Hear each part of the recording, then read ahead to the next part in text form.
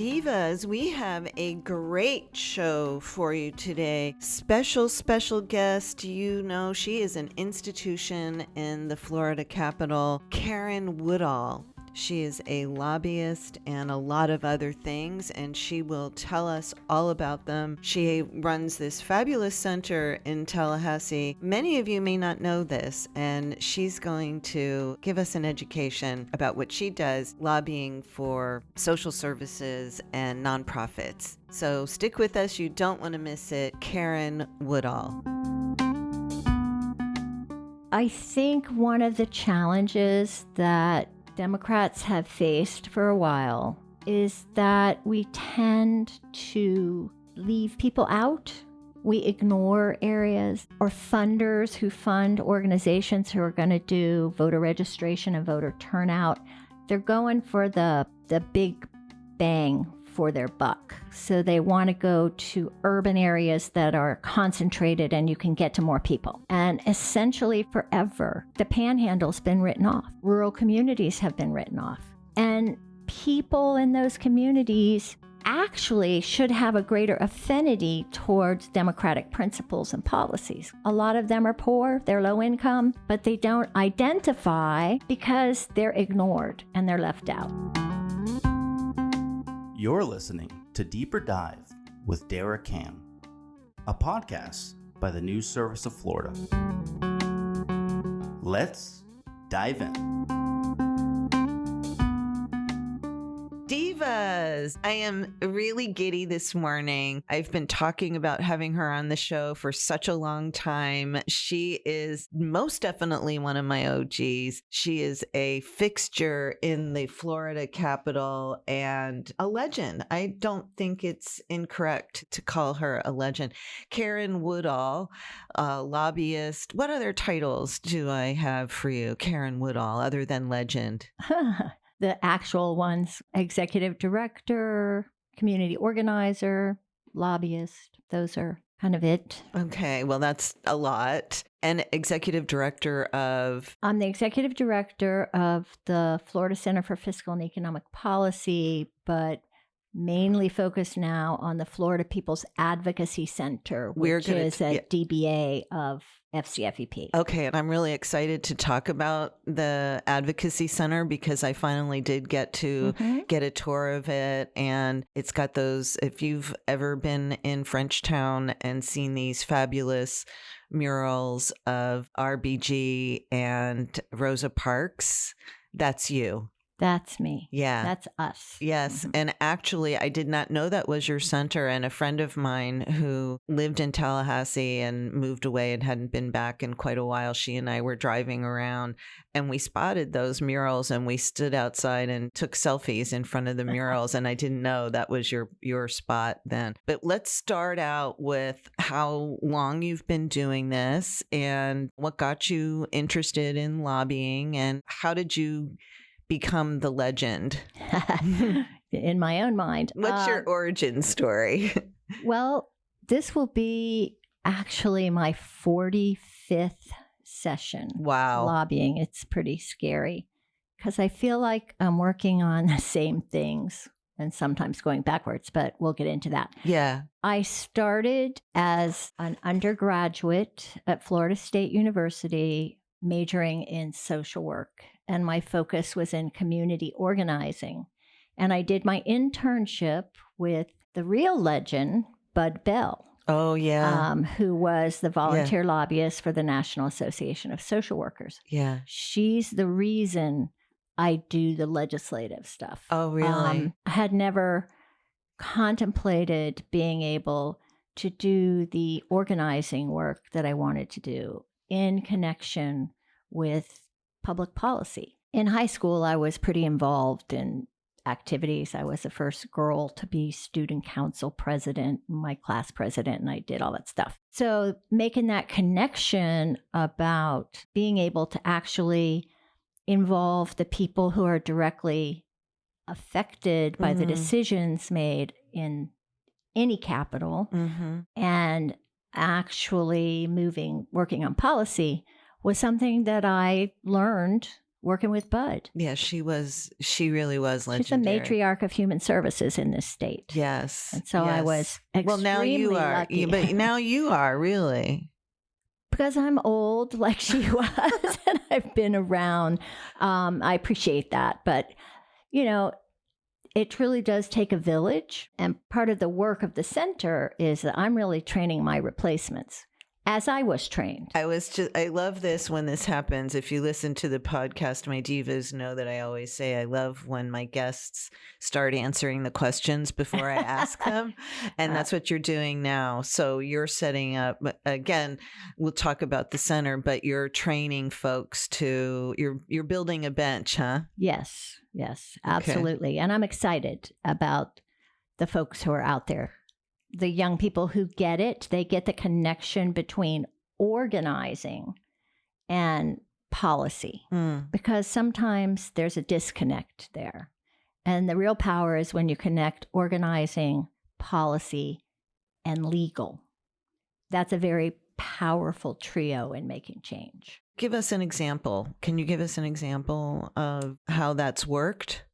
Well, or how it hasn't worked? Probably both, but let's be positive and do how it worked. And I think we're going to be all about this coming into session again. And I know we're going to talk about this supermajorities and all, but a lot of times, and this is part of my training with young people who come, and particularly, you know, I do a lot of work with migrant and seasonal farm workers. You always have been for a very long time. And I cut my teeth in that area when I was an intern. But I have to explain to people that it's important to tell your story to a committee that's listening to you, and you're pouring your heart out about what a bill is going to do to you and your community.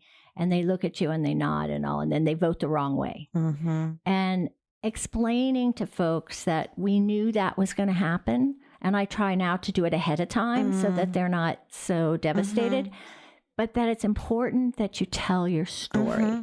And you're not only talking to those people sitting in front of you that are going to vote. You're talking to the media, to the press, to the public, to the leadership, to other lobby. You're talking to a broader audience than those people voting. And you never know what impact that might have. Let's use the heat illness prevention legislation that we worked on for 7 years, that we only had one hearing and it passed unanimously. But then last year we had the preemption bill filed, and the press that we got nationally over the egregious preemption that said that local governments couldn't do anything to take care of their workers by educating them and providing water and rest and shade. We got huge press, and that press and that work actually triggered OSHA to move quicker on promulgating a rule about those requirements. Contrary to what the other side said, there isn't a rule. There are suggestions. And so all of that work triggered that. And then the other piece of the connect with legal, we put things on the record. That's right. You're setting a record. You're setting a record so that if there needs to be litigation, you can go back and say, all of these things were made clear. All of these things were laid out. And a lot of the election law changes. I am now been doing this so long that I can see. You see it I too. Can see when it's happening in real time. I have another example, and you maybe weren't involved in this directly, but another example of the power of people telling stories, the Dozier compensation. Yes. The White House boys, after many, many years, a decade more, coming up, telling their stories. If it weren't for their stories, that never would have passed. Right. And they had to, really trauma come up and share very graphic, painful, traumatic experiences year after year after year. And you could see how uncomfortable some of those lawmakers were listening. Right.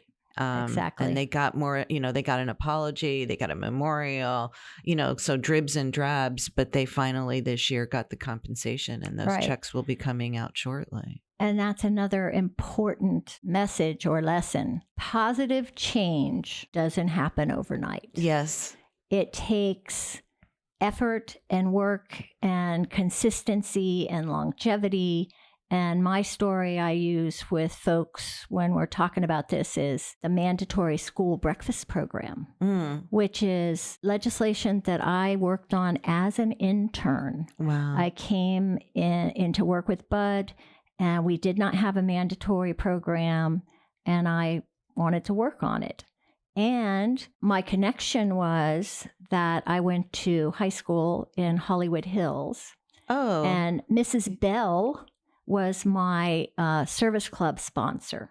Oh. Mrs. Bell is the mother of Sam Bell, who back then was very powerful. And Mrs. Bell took a liking to me and called her legislator son and said, I have one of my favorite students coming up to Tallahassee, and she's going to FSU, and she's interested in policy, and I want you to watch out for her. Oh, my gosh. Oh, yeah. I had no idea how important that was. I grew up in Hollywood, too. No. You grew up in Hollywood Hills.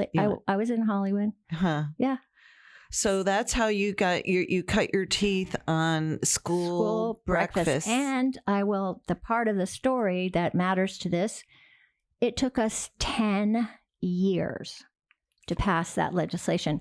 Feeding hungry children with no state money, because it was fully federally funded and there was even assistance for the administration.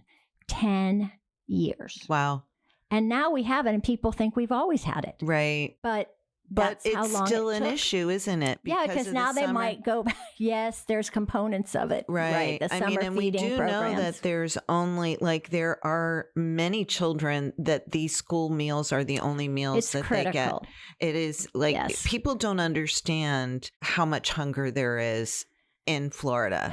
Well, they think it's in other countries or whatever. They're not paying attention. Yeah. Because it's talked about, it's written about, it's on the news. Go hang out at your local, at some of the elementary schools and others, or go where there is, when we have summer food programs, the lines of people coming to get that food. Mm-hmm. It's ridiculous. We shouldn't have any hunger at all.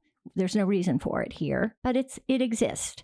And so my sharing that story with folks coming and learning about the process and all is, if it's important to do in the first place, it's important to stick with it until it gets done, which doesn't mean you might not change something throughout the years that's been a stickler or you compromise. I personally started lobbying for school dinner if they didn't pass school breakfast. So, you got to give them options. Well, congratulations on the school breakfast victory. There are still school meal battles ahead, I suspect. Going to be working on that this session. I have to say, my daughter, I grew up in South Florida, and I was very crunchy when I was very young when my daughter was born, and I kind of grew up with her.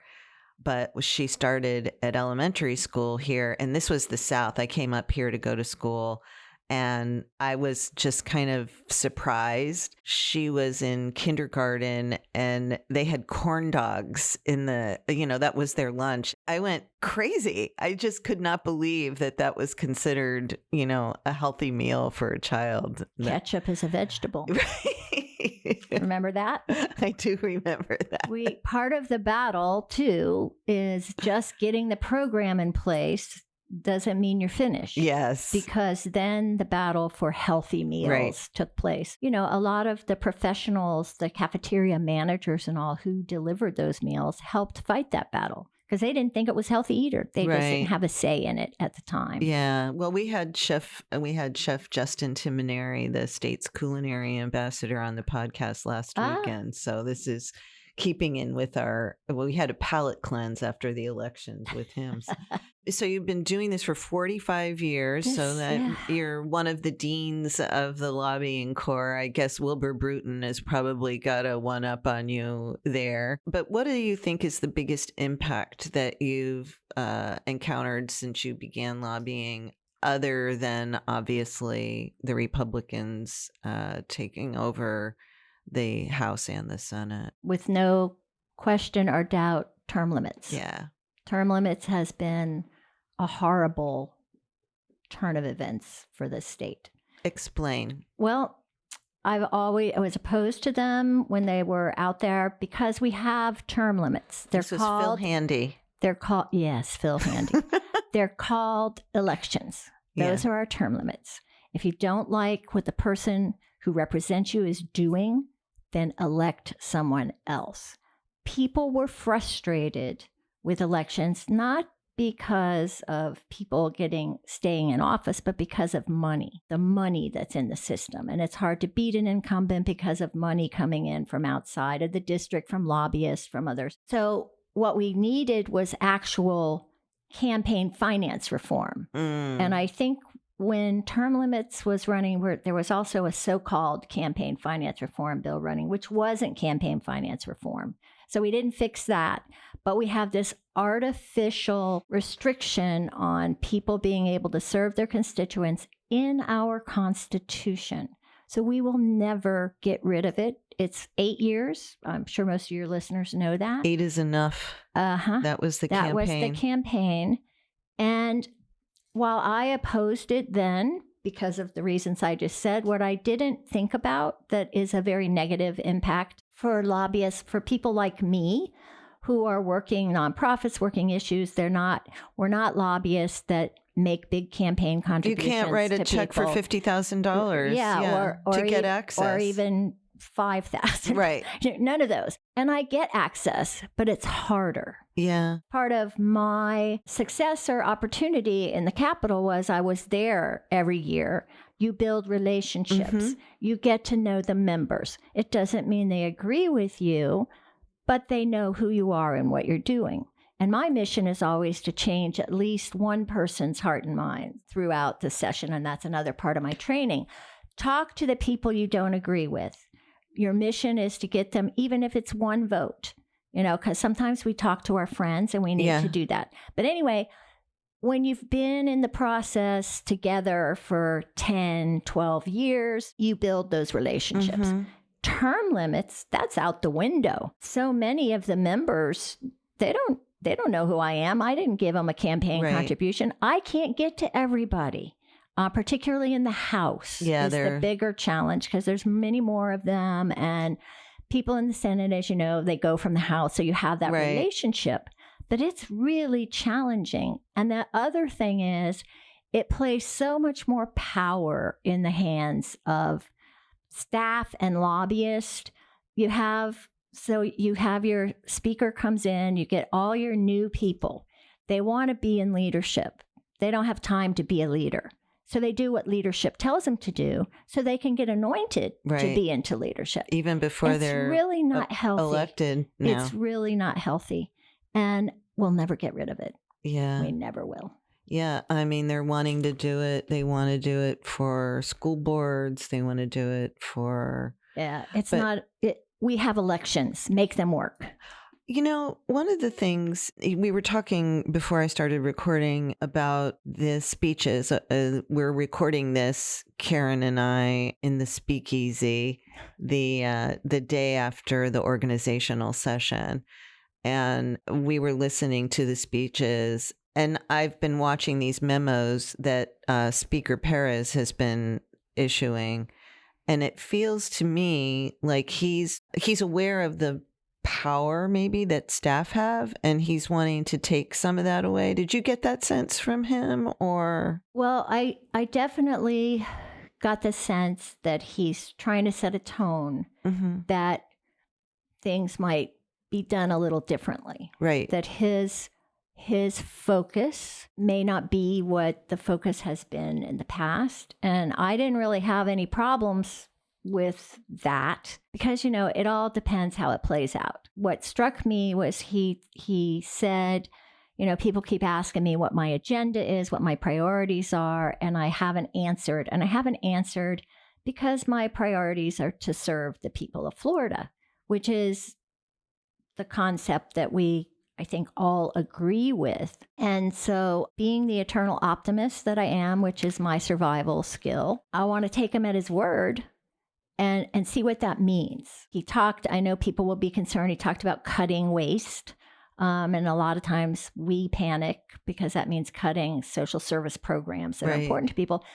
But he qualified that by saying we should be spending our money on the people who need the services, on our constituents, on affordable housing, on all those things. Yeah. And that's true. We do spend a lot of money on stuff that really shouldn't be state funded. I believe he's also talked about revamping and maybe even sort of eliminating the special projects that are member-driven projects.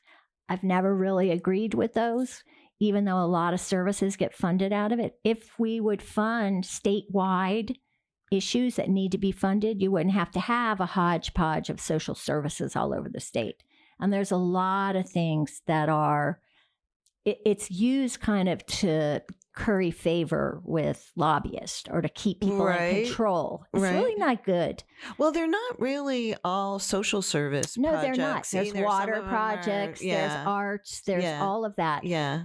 But a lot of that, almost most of it, could be funded in a statewide way. Sure. I'm not naive enough to think that we're going to get there, but I don't think it's a bad thing to cut back on the proliferation of spending for projects. Right. And some lobbyist has got something and nobody else knows about it. And and they're getting it because they gave a big contribution to the member, and their clients have given them a lot of money to make sure it gets in, and then they get the money from the clients. It's a whole big game. Right. And there's a lot of, it's like, also there's a lot of horse trading that goes on with this. And my sort of rule of thumb is it's never about what it appears to be about on the surface. Exactly. Yeah. Let's talk a little bit about where we're at with the election. You're doing advocacy, you're doing training for community organizing and other kinds of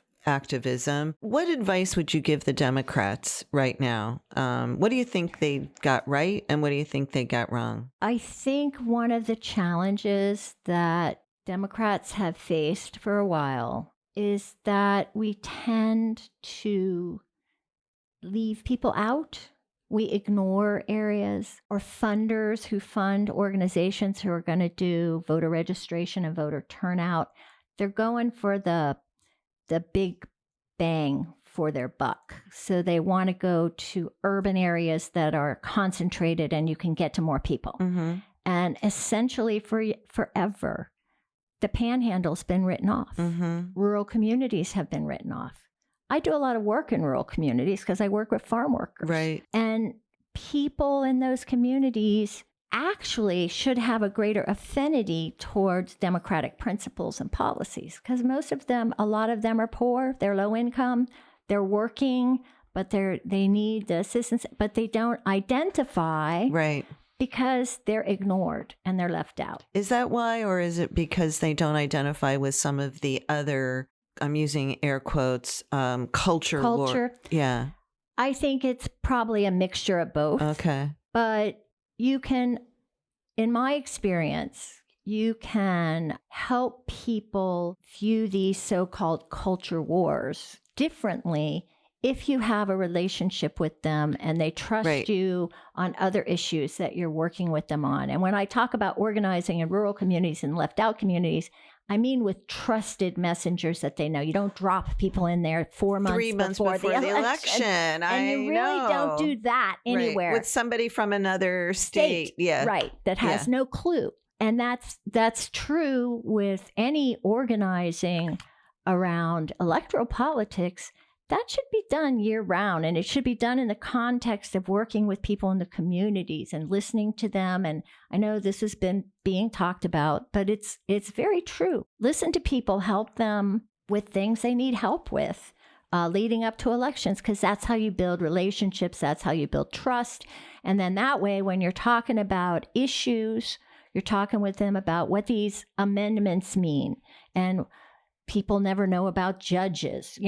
You have established that relationship, very similar to the process of lobbying.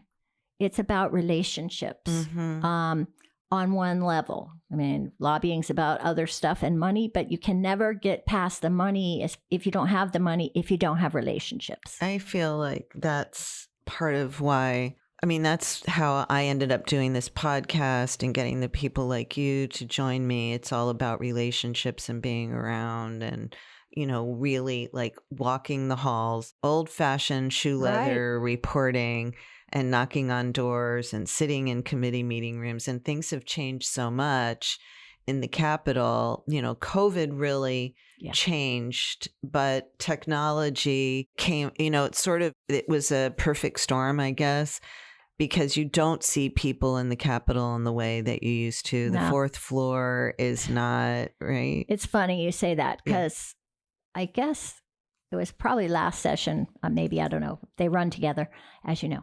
I was on the 5th floor and it was the last 2 weeks of session. And I'm looking down, there's nobody on the 4th floor. And I mentioned it to someone. I said, what? There's nobody here. Where's everybody? And a younger lobbyist said, well, they're all back in their offices on their phones. Yep. They don't have to be here. They're texting. They're telling them what to do. They don't have to be here. Yeah. And I was like, whoa, that's not how I work. So I didn't think about that. But it absolutely is very obvious. It used to be you couldn't even hear yourself think on the 4th floor in the last 2 weeks. With the pizza boxes. And I used to say, who are these people? Where have they been? Where have they been? Because the people who hire the lobbyists, the contract lobbyists, and I say I am a contract lobbyist these days for a few groups, but they get nervous. And so they all show up and they want to make sure they're going to get their little amendment or their big amendment or their budget item. So they come and it's like they came out of the woodwork to be there. And that is no longer. Yeah, it's really interesting. It's the whole business model has changed, but the relationships still matter. I do kind of wonder how much the ability to stroke a large check for campaigns or leadership races or whatever, how much of a corrupting influence that has had on the process. I'm not saying it has. I'm just asking, do you think it has? Well, I think that's always been part of the challenge of the political process on local, state, federal levels, because we have too much money in politics. It's chicken or egg. It's so expensive to run because of media and all. And I always thought we should have, and the notion that money is speech is troubling. I always thought we should limit how much can be spent. And then you don't have to limit how much can be raised. Oh, but that's interesting. That's my plan for campaign That's your plan. Reform. Okay, well, let's see we'll see where that goes. How many years it takes you to get that? I don't know if I have that much juice left for me. We'll be right back with Karen Woodall. To tell us what you'd like to hear, what you've thought about the podcast so far, or even just mention how awesome we are, we have a new email address and we'd love to hear from you. That's right. We'd love to hear from you. Email us at podcasts with an S at e.newsserviceflorida.com. I know it's a mouthful, but it's podcasts at e.newsserviceflorida.com.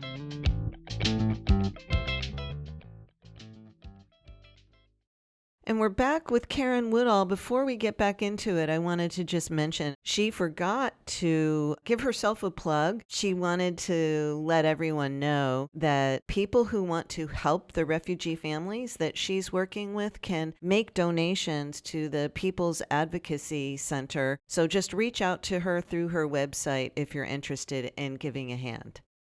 A lot of times for our groups working on social and economic justice, that's the narrow focus I have. Our groups would come up to Tallahassee during session for 2 days, and there'll be 200 people, and they have a rally, and they go talk to people, and they do all this stuff, and okay, great.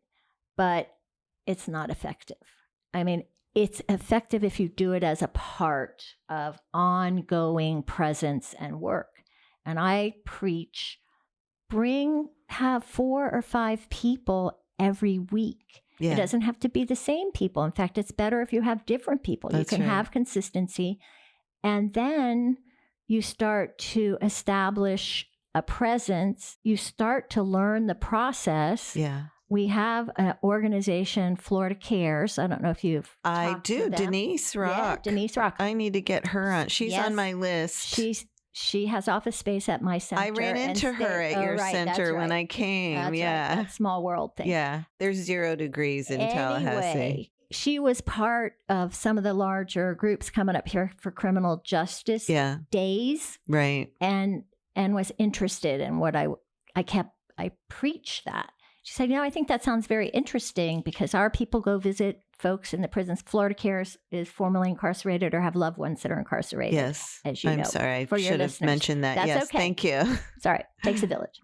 So they started bringing people, having 4 or 5 people come and be at the Capitol every week. They are in every criminal justice judiciary committee meeting, Great. whether they have a bill up or not.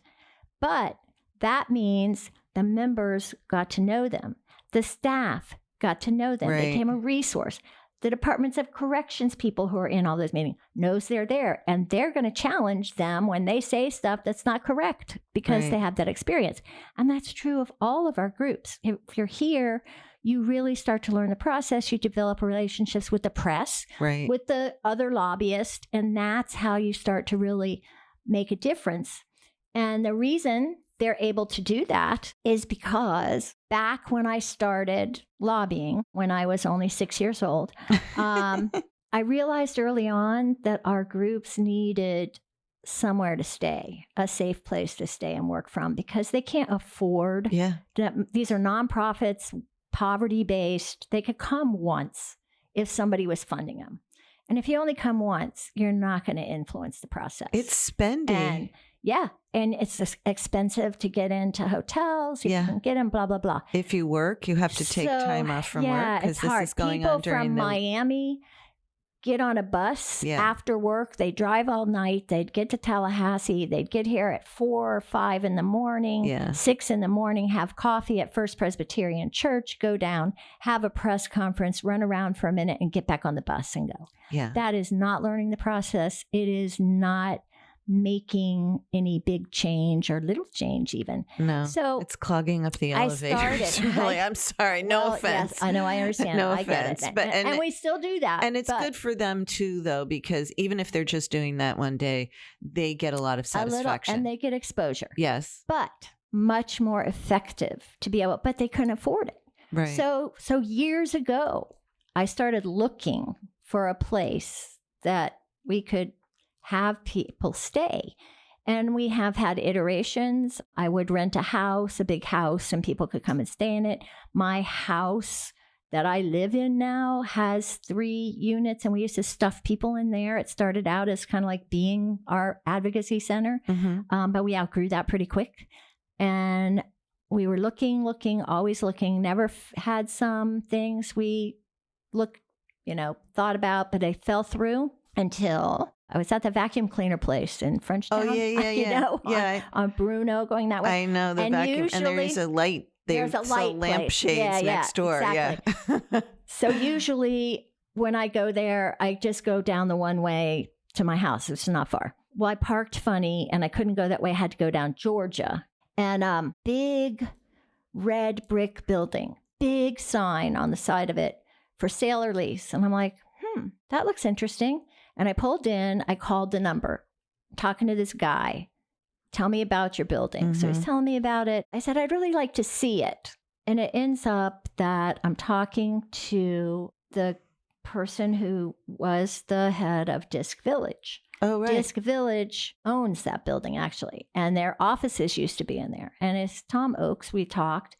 And we hadn't met each other, but we knew of each other. Sure. We've both been around a long time. Tallahassee. So anyway, 0 degrees. He comes, I walk in that building to look at it, and I went, oh my gosh, this is it. This is a 12,000 square foot building with multiple rooms because Disc Village had it was an alcohol and drug abuse drop-in center for them. But it was originally, it's my understanding, a Florida Department of Law Enforcement building. So it's a very solid brick building, 2 stories, 12,000 square feet, all office spaces in there, but 3 conference rooms, a full kitchen, 2 entrances. It's in Frenchtown, which is the community we should be in. So long story short, I arranged with him. I said, the way for me to get people involved in this building is to rent it so they can see what it is. So I rented it for a year, and our groups came up. And when they came, I said, this is your home in Tallahassee, to get buy-in from them. The first event we had, and there was nothing in this 12,000 square foot building. It had been empty for a while. Oh, wow. Nothing. The first thing that happened when we moved in, it was International Women's Day. Oh. And people were coming to Tallahassee to do a march and a rally and blah, blah, blah. And they came to the center. What year was this? It was in 2017. Okay. February of 2017. And I had to rent tables and chairs because we had nothing. There were no showers in this because it was office space. Right. It was multiple office space. We did that. People were excited. Then we had a session. We added a shower, 1 shower. Now we have 3. We tore a wall down because the large conference room was truncated by a wall within a smaller office. Okay. And we did a fundraiser. I said, well, nationally, they're talking about building walls. We're about tearing them down. Oh, Come help us tear down our wall. I remember that campaign. People came and they paid like $25 and it was supposed to be 7 hits, but they got more. And people wrote all the isms on the wall.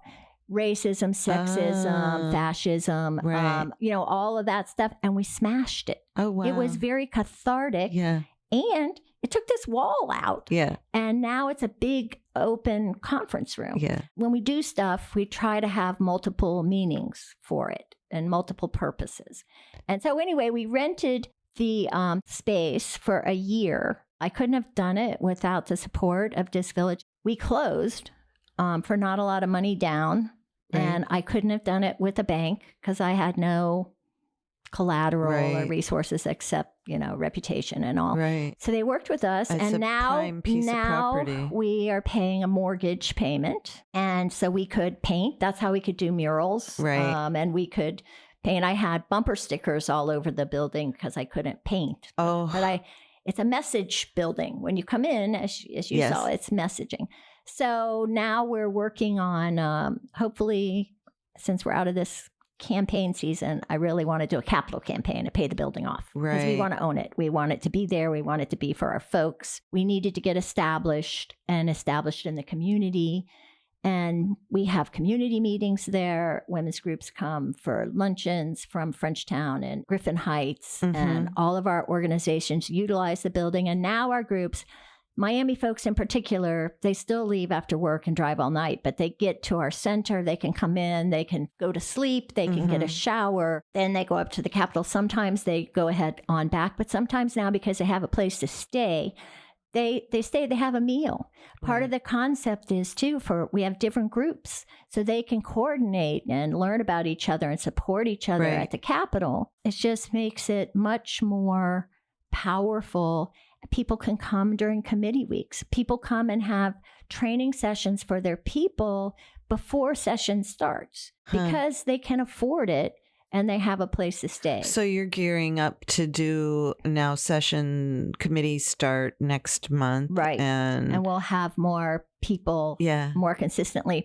Before COVID, we had gotten to the point where we would have 60 people there for like one night. Oh, wow. Which meant we had blow-up mattresses. I was going to say, I've been there. It's big, but it ain't that big. Well, it is. It doesn't mean we have that many beds. Right. I think now we have like 33 bed spaces, but we have blow-up mattresses and we put them in the lobbies. But people would do that for one night so that they would have their big groups. I love that idea. I just love what you're doing there and what you're offering to these groups.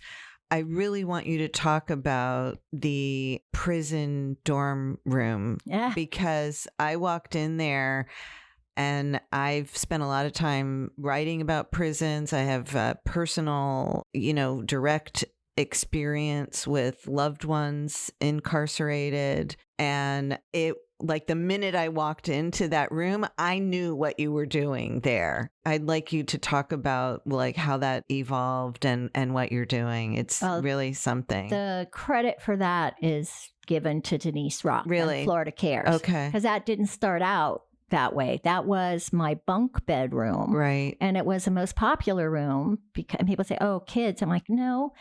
Women from rural communities who didn't get a break and didn't get to come, and they would all be in that room. And, you know, it was like a hen party. Yeah. But Denise Rock, who's the director of Florida Cares, came to me and asked me if it would be all right if she took that room. She said, we'll move the beds to other rooms and I'll pay for the new beds. I'd like to set it up like a prison pod. Right. Because I would like for our folks coming here to remember why we're coming here. Right. And I said, are you sure? And she was like, yeah. So I said, okay. So she set that room up. And as you saw on the chalkboard, there's the routine of a prison day. Yes. That's up there. And there are pictures. The routine, which starts at like 4:45 in the morning, you know, and then breakfast. Right. And there's individual twin beds and there's a locker in between each one. It's really set up to It's very institutional looking. Right. And it reminds their people and it educates other people because it's not solely their room. Right. I mean, other people stay there but when they have people in, that's where they stay. And again, that's part of the ambiance is messaging that is the whole center is about with our pictures that we have. Yeah, it looks like you've lived there for 100 years. So and they're all messages. We have a section on homelessness. We have a section on children's issues. We have a section on women's issues. That's how I've tried to organize the pictures in the lobby downstairs. Okay. And then when RBG passed, I was asked if I would want to put a mural of her on the building. I was like, sure. And it was, we'll raise the money and you won't have to do that. And we've got the artist. She's agreed. And I said, well, I would love that, but I'd also like to put an African-American female civil rights leader on the other wall. Right. Two big considering walls. the neighborhood you're in. Considering where we're at. And they were like, sure. And I surveyed my neighbors across the street from us to see who they wanted to look at every day. Oh, that's smart. I gave them a list and a blank to add. Right. And Rosa Parks beat out Harriet Tubman. Oh, wow. By 2 votes. Oh, wow. And mostly people said, well, all of these people should be there. I said, it's a big building. We got to start somewhere. Right. We'll do more. Yeah. But Colette Hardiman, who's from Tallahassee, who did the murals over at Grace Mission, which is catty corner from us, a homeless center. Yes. And the Annabelle Diaz law firm house she did that also. That work was fascinating to watch her. It's beautiful. Yeah. And the money was raised. Actually, COVID was in place then, and we were doing a reveal kind of thing. And I didn't think hardly anybody'd come, but we had a lot of people out in the parking lot, elected officials. And it was a big deal. Yeah. I walk out sometimes in the evening, and I feel like they're looking at me, both of them, because that's the way they are looking down. Yeah, you're looking and up. As you came and took pictures, we have college students who come and get their pictures made in front of the murals. And so we made a little brochure with the murals on the front, but with information about both of the women inside and with our website to give to people if we happen to be out there so they know about both of them. And you can see that, and your website is Yes, our website is Florida spelled out, PAC, PAC.org. That's for Florida People's Advocacy Center. Right. And we did the PAC thing because most people think that that's a political action committee that raises money for politicians and electoral process. And I used to say we are raising money, but we're raising people's voices. And that's the contrast. So you're taking power, you're using that term. Right. which to a lot of place it times with the has a people. negative connotation. Exactly. And you're shifting the kind of power that you're putting into that. What other groups? I saw there were some other groups other than Denise's group that have space in Yes. your center. Did you want to give them a plug or Sure, because we also tell us what other work you're doing there? we have office space for groups working on some version of social and economic justice, and it's not always traditional version. So Who gets to pick? Do you get to pick, like whether they meet I get to pick. Yeah. I'm in charge. Yeah, you're the legend. Yeah, right. I'm also the everything else person. But anyway, Right. Dream Defenders have office space there. The Frenchtown Greater Revitalization Center front porch, staying with Maisha Mitchell, who has her hands in everything in the community. Tallahassee Food Network, Rethink Energy. The Medicaid expansion campaign has their headquarters. Is that still going on? Yes, that's okay. I wasn't sure. It's still going on. Okay, we can talk about that in a minute. But go ahead. And then we also Rethink Energy has several offices. Florida Cares has an office space. We have a seamstress, Sewing with Lady Ward. She teaches sewing to mostly young women, some young and mostly African Americans, but others to be entrepreneurs. And she also teaches sewing classes at the jail. So she's her own small business person, but she's using that to train others and give them that skill and they have fashion shows and from people who've been in her classes. And she does graduation things at the jail. I have an accountant who's also a pastor. She does accounting services for low-income people, helping them with their taxes. But I met her because she was doing work with Congolese refugees, Pastor Yadate. I have an attorney who does a lot of environmental justice work and also works with youth and all. So those are not your traditional nonprofit organizations, but they're working in that space, in the social justice space. Exactly. I was emceeing this event last night, and I ran into some of your fangirls, and they told me I told them you were going to be joining me for the podcast, and they suggested that I ask you about your work with refugee families. And so I was wondering. Good for them. Yeah. Well, it's not, so my background's in social work, right? But I went into community organizing because while I believe in services and all, you have to do that, I want to change the policy. I want to change things that keep people in places. But at my center, we are in the middle of massive needs for social work services. And so I'll get to the refugees. I have homeless people that are staying outside that I take care of and try to help get into housing. We've gotten people working with community groups to get them into housing, but so that's there. But a friend of mine lived in an apartment complex, called me up and said, hey, I need some help. There's these refugee families here and their electricity's out and it's been out. And so I went over to help. And, there are some challenges with the entity that was supposed to be taking care of them that isn't and has dropped some of them. And so we worked, this was in July. And there were 4 or 5 families and their electricity was off for 4 days because the bill hadn't been paid. Wow. And, it's absurd. And so we were doing some battle there and their rent wasn't, then they got eviction notices. And so I sent an email out to church people asking for help. And immediately I got resources in. We paid the rent, and the electricity did get turned back on by the people that were supposed to be doing it, the entity. And I don't want to say who it is right now because it's just it's delicate. That's fine. But 3 of these families we're still involved with, and each of them have a lot of children. One has 8, fixing to have 9. The others have 7 or 8. Wow. They don't speak the language. They're working on it. They don't have transportation. We're trying to get jobs. We're trying to get the kids all placed. All things that should have been done. Right.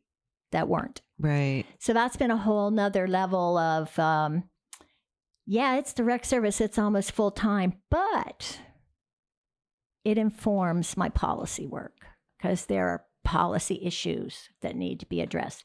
Just as working with homeless folks, it shows me the gaps in programs that are here to help that don't help everybody because of gaps and challenges and people having mental health issues and not taking their meds. And if you tell somebody to take their meds, but they're homeless, it doesn't work. So it's a lot of, I feel like I'm placed there because I see the policy implications and I am working on them. You mentioned two things, immigration and homelessness. These are things that the legislature has gotten involved in. Right. And I heard you testifying on some of these measures that have passed.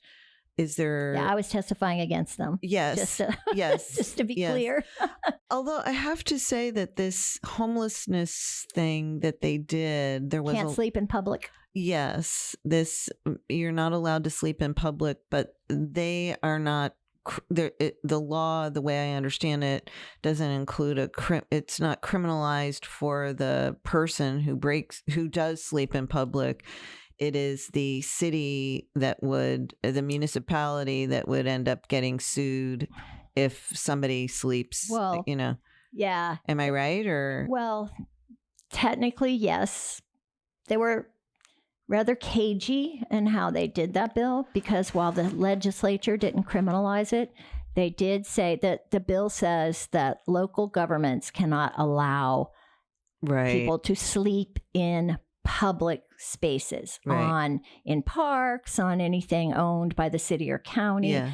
People are sleeping outside of my center. That's private space. That's right. And it said you can take, you could take public land, county land or city land, and build an encampment on it for them. Yeah. But you have to have running water. You have to, and that's all great, except that they gave them no resources. And then it's only good for a year. They have to get approved by DCF, and it's only good for a year.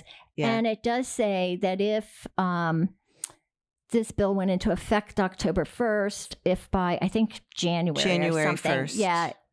You haven't taken care of all this, any individual or business can sue the city or county government if they show that people have been sleeping in public. Yeah. And there's some confusion. So they really are pushing it on to the local governments to criminalize. Yes. And they can. They could say they can pass an ordinance that, because we already did that battle in Tallahassee where there was a proposal to...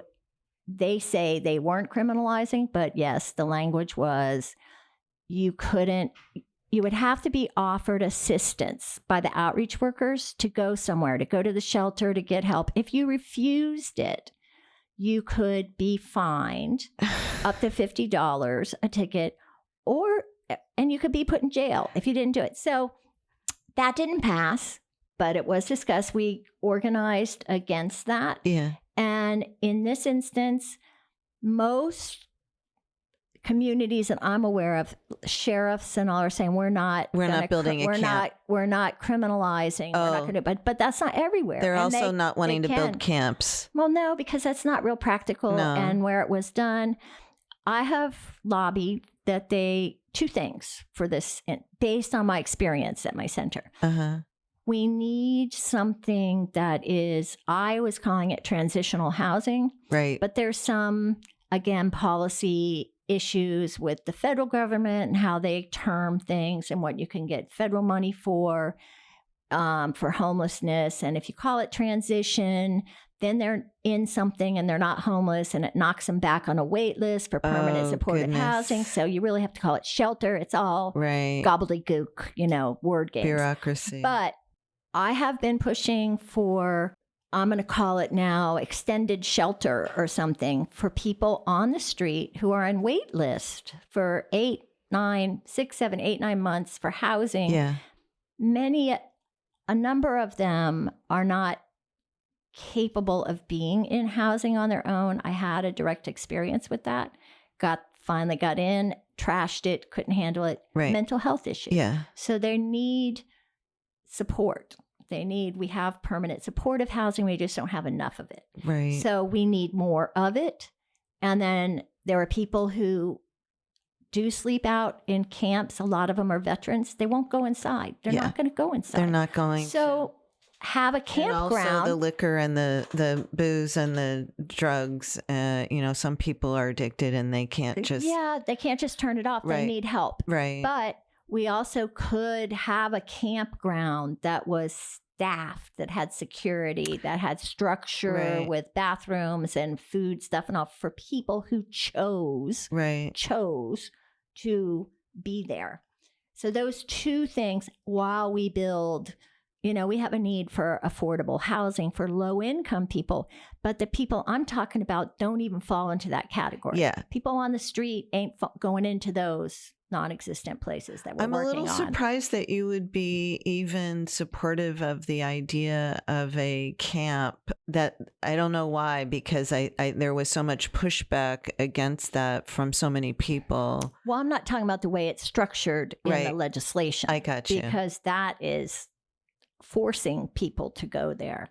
That's saying you can build an encampment to do a sweep round them all up and put them there. Right. That's very different.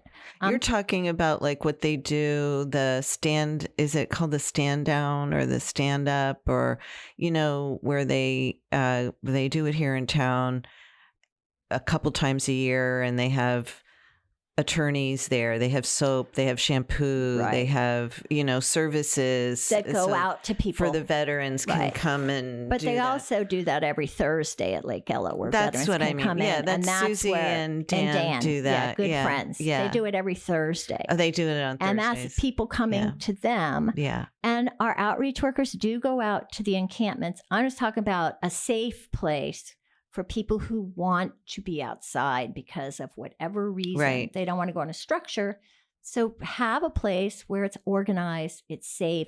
You have to manage it. Okay, I understand. And I understand Gainesville did something like that and it got out of hand because a lot of people came from everywhere to be there, which is the sad part of the story, why we have so many people who need some kind of space like that. We could, they could buy a hotel. In COVID, they took people out of the Kearney Center and put them in hotels because Kearney is great. It's a great service to this community, but it's dorm style. You don't have individual rooms and individual bathrooms. A lot of the people I have come in contact just need a room with their own bathroom, their own bed, a microwave. They don't need a whole apartment. They can't function in a whole apartment. I think Ron Book, I was just talking to him. I don't know if they're doing it in Miami. But they have a dedicated funding source. They bought a couple of hotels. To their credit, they have a trust fund where they raise money and they use it. Yeah. Our problem is not anywhere on the scale of Miami-Dade, Orlando, You say Tampa. Our problem, you're talking about Leon County, Tallahassee area. Yeah, our challenge is far less than that.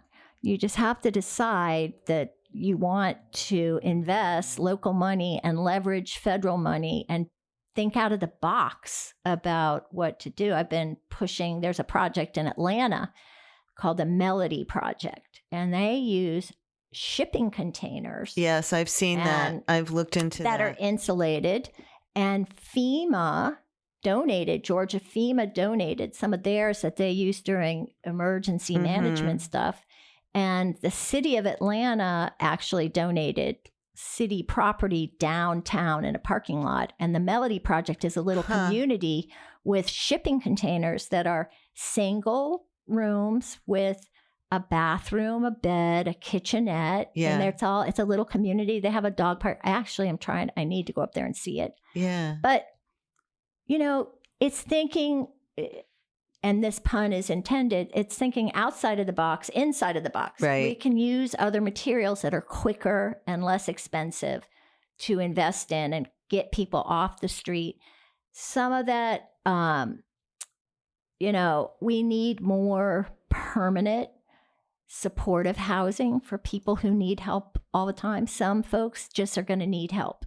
They have mental health issues. They need a case manager, a real case manager who assists them and makes sure they can take care of themselves. They can get their GED. And some of them aren't going to ever really have a job to be on their own. But a lot of people get SSI. So they have resources. That's right. They just need a safe place. And if you're trying to get people to the place where they're ready to be on their own in a house where they have to be responsible and take care, it doesn't really help them to be in a congregate living situation. Yeah. They need space. And then there's people who won't be around other people because they think they take their stuff, that whatever. Right, there's all kinds of reasons. Yeah. So we have to have multiple options. Yeah. And we're smart enough to figure that out. There has to be the will, though. There has to be the will. And so we're coming up into committee meetings. We had the organizational session yesterday. What's at the top of your legislative agenda for the 2025 session? I think we always have to be these days on defensive mode. Mm-hmm. So whatever. And a lot of the people and entities under attack are people I work with. Mm-hmm. So we'll be watching for that. I'm particularly concerned about the immigrant folks that I work with, not only from what will happen from the federal government, but our state has already gone after people. And I'm concerned that there will be attempts to, show the federal government how to do it. So I don't know even what that means. Right. But I was going to say, what would that look like? Well, I mean, we've already passed so much. I know, but now they're talking about, even though rhetoric is we're going to deport illegal and criminals. Right. But then the list comes out, people on temporary protective status, DACA, deferred action, childhood arrivals. Yeah. Those are not illegals. Those are under the cover of law. Their programs are here and they're working and they're doing, but they're on the list because they would be the easy targets because they know who they are and where they are. Right. And we have a lot of people.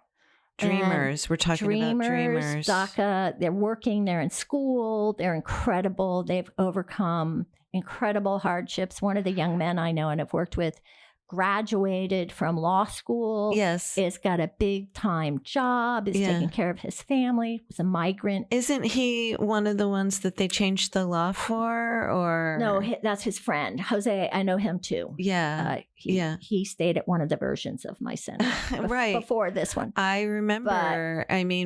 But that doesn't seem like such a long time ago. But ideologically, I think it's a long time ago. And it was Republicans who did that. John Thrasher, I think. John Thrasher, and it was Judge Labarga. Yes, Justice Labarga. And look, it was Republicans that passed in-state tuition for immigrant children who are brought here by their parents, and they grow up here. They were in school here. We worked on that for years. Yeah. And finally, it was Will Weatherford, when he was Speaker of the House, who pushed that. And this is a beautiful story that a lot of people don't know. Everybody's speculating why he did that. Oh, he's running. No.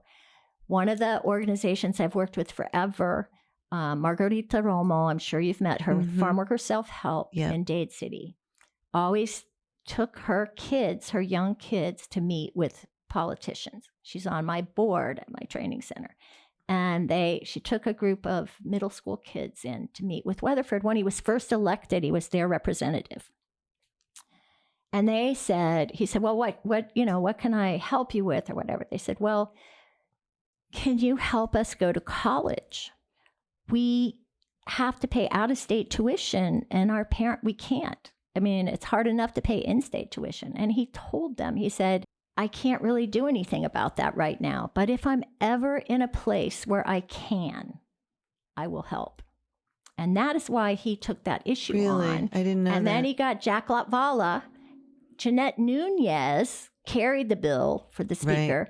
Right. Latvala had it in the Senate, and it finally passed, allowing all these kids to have a shot at going to college. And that came from the people directly affected going and talking to their legislator and not deciding, well, he's not going to listen to us because whatever. And he followed through, to his credit. All things, immigration, are things I'm going to be involved with. Right.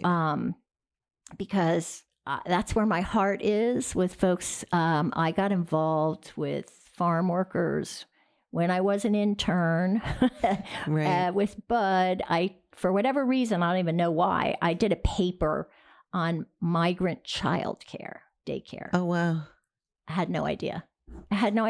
And then because of my community organizing background, I started meeting farm worker organizations so that I could work with them and they could get involved. It's where I met the sisters in Apopka, Margarita, Tirso Moreno, the Farm Worker Association. Right. I mean, we've all grown up together because that was back in the 80s. Yeah, it's And amazing. so it's hardworking people and families who've become part of the fabric of their communities that are essential. They're essential workers, yet they're treated terribly. Yeah. I mean, we couldn't even get education and training to make sure employers and workers themselves know about the importance of water, rest, and shade in extreme heat. Well, Go figure. That's top of the list. There's some criminal justice stuff we've been working to get. You worked and you got that bill passed last year, and then the governor vetoed. Yeah, I didn't even work on that bill, but Oh, I you know that didn't? story. Okay. Yeah. I'm going to work on it this year. You are. But yeah, tragic. Yeah. But that would give in-state tuition to people from Florida who are inmates incarcerated. Who are incarcerated. Yeah. I mean, I think it passed unanimously. It did. And the governor vetoed it. And it's a Pell Grant. It gives them the opportunity to get a Pell Grant. Right. It's not money so it's from the federal state. money, right. And I believe some of the rhetoric was, there's a lot of people who want to go to school and they're not incarcerated. We shouldn't give these people something. We give them a leg up or something, handout. Short-sighted, because people who get their education while they're incarcerated come out and they're productive. And the gentleman who brought you to my saw you is one of those stories. Yes. Well, and I think he won't mind. He's been very public about his story. He wants to come on the podcast. Yeah, so and you should have him. I will have him. I met him through Florida Cares. Mm-hmm. He was at the center. He came up. This is a guy who was served 31 years in prison. He had just turned 18. He's a young man. I met him and he looked like a young man. Yeah, but he's older than he looks. Yeah. And it will segue into one of the issues we've been working on for years. He was in for life. It was a felony murder conviction. He didn't murder anybody, but he was a young man. He was driving a car at a bank robbery, and it went bad. Okay. So he's incarcerated. He took advantage. He had support of his family, and they just had a panel the other day. So I heard these stories. They're fresh in my mind. Yeah. People who there was somebody that had a 6-year sentence. He had a life sentence, but got out on probation, but has had the probation waived. I mean, he's out free now because of the work he did when he was incarcerated. He took advantage of every program he could. He helped others. His mother was very involved. He knew people. I mean, he came out. He's been working. The legislature. He's working with the criminal justice system. He's doing a mentor program. I introduced him to Mark Schlackman. Mark Schlackman was walking by. I had just met him after some event that I was doing. And I was like, well, this is crazy. Worlds collide. So I introduced him to Mark Schlackman. Right. Who works on human rights. Yes. Yeah. And Eddie got accepted into Auburn. He's at Florida State. Yeah. And he's living in he's got a RV, his mom's RV. Yeah. And he's parking it on the outside of my center. But it's been in repair. So yes. He's been inside. He's been living inside. And working and doing a big help to me. And he wants to help with the center. He's focusing in policy development. He wants to go to law school and he's acing it. And, he's a prime example of a young kid that messed up. Yeah.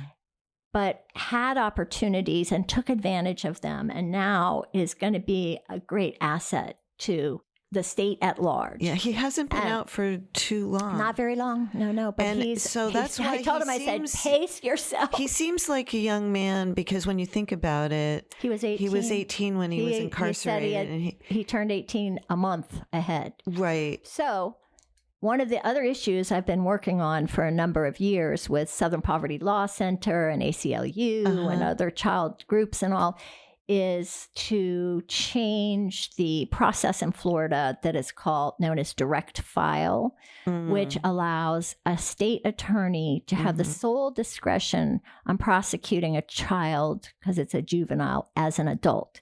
And there is no hearing, there is no judicial involvement. The public defender doesn't make a case. Well, here's what happened, blah, blah, blah. No, sole discretion of the state attorney. Only a few states do that. And we've been working on that now for like 5 or 6 years. We got big pushback from the state attorneys they're the only group in the universe that was opposed to it. Right. But they're powerful. They are very powerful. Judges who supported it. Yeah. There's been less direct filing going on in the state because of the work of trying to change the law. We still want it changed. And we want you might want to wait 2 years. No. It's got to be changed by Republicans. I just mean so it doesn't get vetoed. Oh, well, yeah. There's that. It may take us another 2 years. Yeah. But although we've been working it and there's more and more, there are Republicans that support it. Yes. They don't. Most people don't even know we have it. Yeah. I didn't. And I was flabbergasted when I learned of it. That's another one that, and it's not saying that a juvenile cannot be direct filed. It's saying there has to be a process that is fair, that is looked at and reviewed by a judge. You have to do certain things. You have to look at their background. You have to look. I helped a woman, a friend, whose grandson, she's raising her grandchildren over in Port St. Joe, had a grandson who was borderline autistic, had all kinds of developmental issues, was getting in trouble because he was being used by others and he was so eager to be involved. And anyway, they were fixing to direct file that kid into adult jail. And we helped her get we helped her to get an outside attorney because it just wasn't going anywhere in that system and those judges and those PDs. And we helped her with a civil rights attorney who he's in Chattahoochee, which is where he needed to be to get help. I see. He didn't need to be. But a direct example, he would have been direct filed and they wouldn't have direct filed. They wanted him to admit to doing something that he didn't do, that he said he didn't do. And a lot of times kids like that, they don't lie. For whatever they do, they don't lie. Say, I didn't do it. So he wasn't going to sign something that said he did. And they threatened him with direct file, which is what happens all the time. Oh, either agree to this or we're going to put you into adult. Yes. And so kids plead to stuff that's got to be not quite right. And then once they direct file them, the parent has no legal involvement. That's right. Right, because they're direct filed as an adult. It's very screwed up. Yeah. So I'm hopeful, Sometimes I used to say positive things take 3 to 5 years. Yes. I've had to increase the longevity. Yeah. How long does it take now? I said 5 to 10. 5 to 10. Well, 10 years school breakfast. That was a long time ago. That's true. So we'll see. It's not. I didn't mean to be negative. You have to keep at it. I am a glass half empty girl. I really need to spend more time with you. You're so it's survival. Effervescent. It's but you keep working at it and you chip away and then you get new people and it's like Medicaid expansion. You wanted to do that. Let's wrap up with that. So I have been involved with Medicaid. My forever. neighbor is still collecting signatures. Yes. And I asked him, I said, are you guys still active after, how much $150 million just on the one side spent on the marijuana? And they used paid. Are you using paid or just volunteer? So right the rules now. are different. The rules are different. And it's a different issue. It is a different issue. It's a different issue that I'm certain the 60% majority of Floridians will support. But will it still exist? I mean, what do you think? You can't. There's a lot of what ifs. Right. We didn't I believe it will. Well, let's just explain to our listeners. So here's the thing for people to know, because I've worked on Medicaid my entire 45 years. We used to battle. Remember when they would cut optional services and they were going to cut eyeglasses, dentures, and hearing aids? Yes. And don't be ruthless to the toothless. That was a press release I got. They can see now, but they can see what they're going to eat, but they can't hear the dinner bell because they took away. It's ridiculous. And we fought those battles and we always won because they used them, to barter with and stuff. Yeah.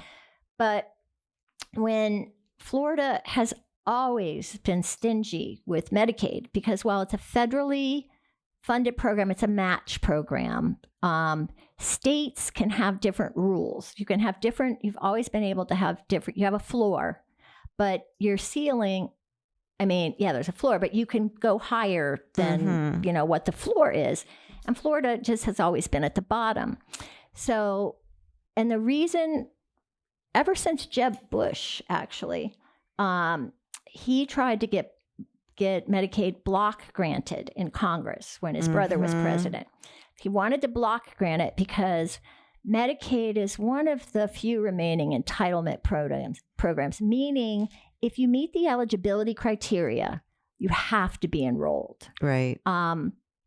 And Medicaid is for very, very low income people. Very low. So Medicaid is impacted by our economic situation. When we have a pandemic, when the revenue's low, the economy's bad, the rolls go up. And the original match program for Medicaid, it's varied over the years, but basically the federal government paid 60 cents and the state paid 40, and that's gotten higher and lower. And with Medicaid, so the legislature, that part of state money, the smaller part, from the state budget, right? The federal money comes from us too. Our taxes gone to Washington. That's true.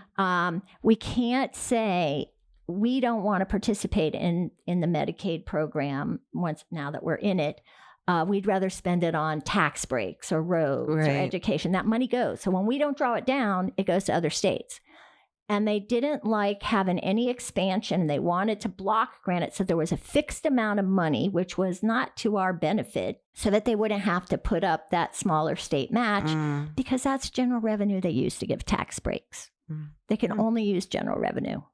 And if you have a program that's an entitlement program that takes that money,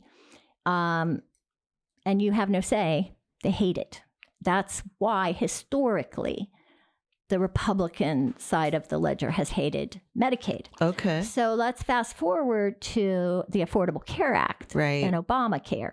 When the Affordable Care Act was adopted, it was contemplated that Medicaid would be expanded in states and go from whatever income level it is in your state to 185% of poverty. I think so. And it would cover all adults that fall into that.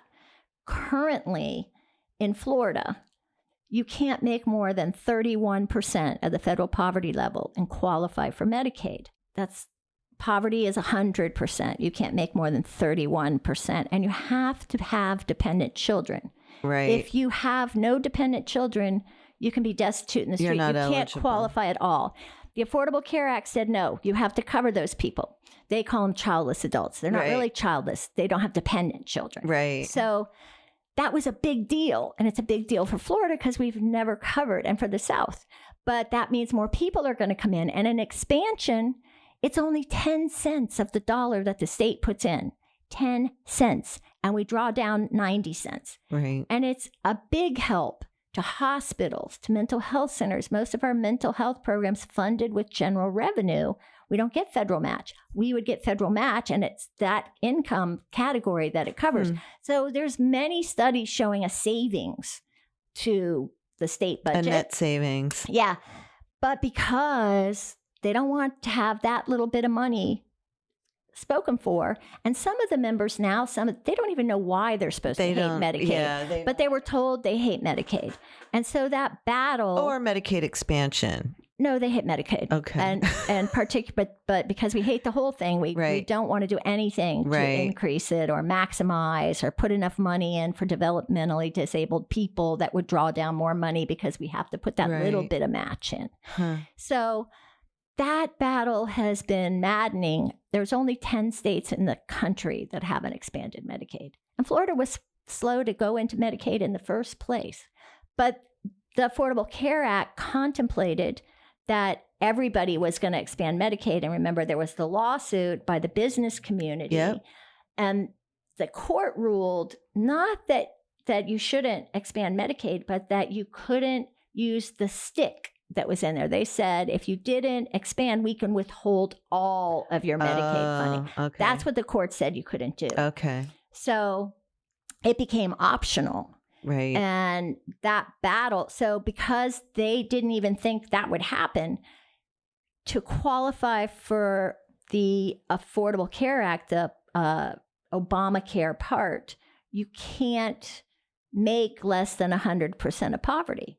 Because if you're below, they thought Medicaid would be covering you. Your income has to be above 100%. To qualify for the marketplace. The marketplace, yes, thank you. That's the word I was looking for. Village. So you got people below the poverty level that make more than 31. Too much for Medicaid. Let's say they make 50% of the poverty level and they can't qualify. They're not making a hell of a lot of money. But they can't qualify for Medicaid. Right. It's ludicrous. Yeah. So it's the gap between. That's the gap between eligibility for the marketplace and for Medicaid. And, people who are lower income, even if they can get on the marketplace and they're eligible for the marketplace, it ain't cheap. It's still not affordable. A lot of people can't afford it. And it's gotten better. They did do some better affordability, but still, it's ludicrous. And I don't know why it's not an equal protection issue, because everywhere else in the country has that, and they're taking money. And these states, mostly in the South, aren't doing it. So this is a ballot initiative that you all are working on. And now there's a ballot initiative to get it, because the legislatures just were not hopeful that they're going to do it. Although they're making some inroads there. But the ballot initiative says we'll have Medicaid expansion and puts it in the state constitution. And we've got to get, 1 million signatures and fund it. Now, there was previously a ballot initiative and people were signing petitions, and that got stopped because we weren't raising the money. I see. This is a new one. Okay. So you have to sign the petition again. Okay. And it would be for 2026. Okay. Not 2025. And there are resources starting to come in. And particularly, there weren't a lot of them because of all the focus on Amendment 4 in particular. Right. But this healthcare issue becomes even bigger with that not passing. Right. So I think resources are coming. And I have no doubt that we would be able to get it passed. Past the 60% mark. Yeah. Even if the governor illegally uses taxpayer money to fight against it. I was just going to ask you about that. Because most people understand healthcare. They know somebody, or they're, and then again, we're already paying for it. Right. And we're not bringing our money back in to cover Floridians. Well, I like to wrap things up with a little kind of lighthearted question. It's been such a treat having you here and talking about all the work that you do. And so I guess my lighthearted question for you is what do you do? You're visible in the Capitol. I don't usually talk about people's appearance, but you're known for your colorful outfits. I'm going to describe your wearing and your fabulous jewelry. I know you get a lot of your jewelry from great Quincy Hamby. Yes, Quincy Hamby. And Robin Thompson, too. And Robin Thompson. And you're wearing a leopard print outfit today. You usually very bold colors and very You are very recognizable in a capital where everybody is very drab and gray and black and blue suits, and you're very recognizable. And I was wondering, is that a way of you expressing your inner joy or taking your power, or am I thinking too much about what you do and how you look in the Capitol? It's not a conscious decision for any of those things. I like to wear my art. Yeah. I can't do art. You look like a painting. I can't do art, but I like to wear my art. Yeah. I don't need to look like everybody else up there. I don't need to look like a man in a suit. I'm not like everybody else up there, and I don't have a problem expressing, wearing what I'm comfortable in. And it's fascinating, the people who, because I dress that way, Barbara Devane dresses that way, and several of us do it, you start seeing more and more of it. And a lighthearted, funny story, back when Monica Lewinsky stuff was going on, I was in the blue dress. I was in Washington at a healthcare thing, and we were in the Mayflower, and they were deposing her in the Mayflower. It was my birthday. I'm an Aquarian, which is another reason why I like to be artsy. And I bought these shoes that changed my life as far as shoes go. I used to wear boring brown, blue. I didn't care.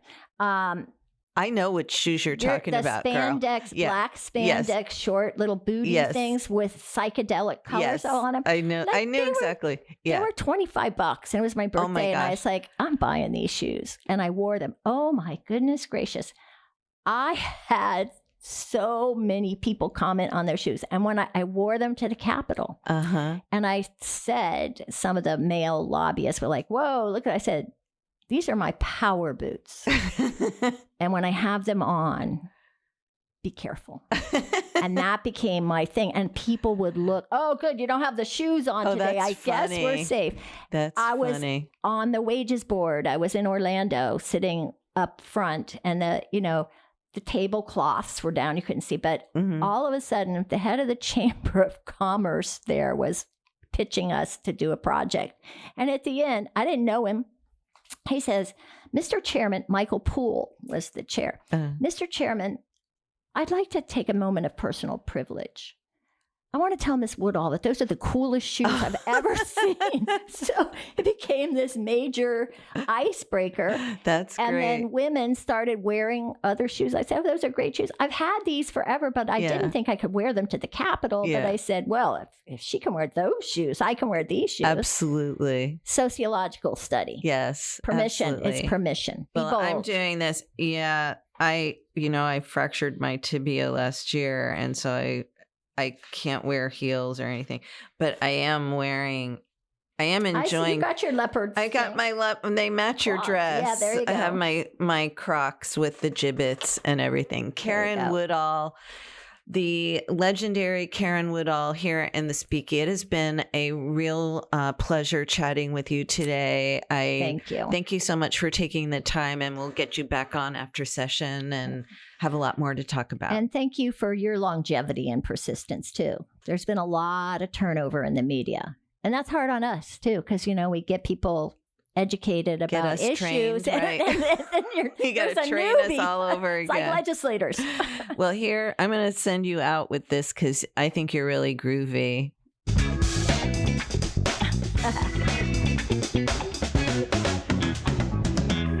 Thank you, Karen. Thank you, Dara. Thanks for listening to Deeper Dive with Dara, a podcast by the News Service of Florida, hosted by News Service senior writer Dara Cam and produced by me, Mike Exline. Music for the podcast was recorded by Periodic Labs, LLC.